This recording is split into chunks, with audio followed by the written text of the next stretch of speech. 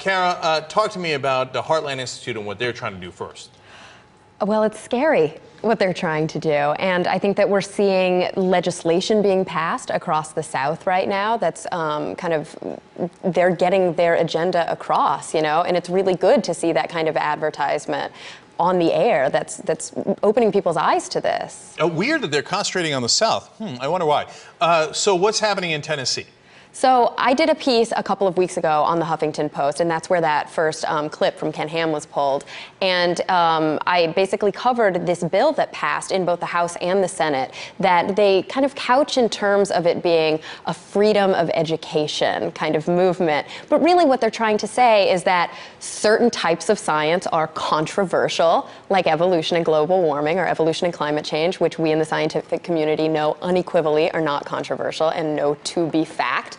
And they're trying to say that, they're going to protect teachers who want to teach alternate theories. So talk to me about how the media is covering this, because, on the one side, you've got these guys that are paying a lot of money for propaganda. Heartland Institute is spending hundreds of thousands of dollars to try to get it into the schools, et cetera, et cetera. The other side doesn't have as much money, but so we need the media to be fair refs here. Yeah. But as we saw these record-breaking heat waves, et cetera, I almost saw no coverage of anyone saying, hey, you know what, this might have something to do with climate change. Do you think it has something to do with climate change, and do you think the media needs to cover it better? I think that there's a fear factor at play here, because I think that the standard journalistic tack is to always show both sides of the story. And it's dangerous when it comes to reporting science. And I feel very strongly that science journalism differs from general journalism in that sometimes there aren't both sides of a story. And sometimes we're making a false equivalency where one doesn't exist. And so I do think that a lot of times the media is not showing, they're not really clinging to this idea that this is man-made. It is happening. And, a lot of times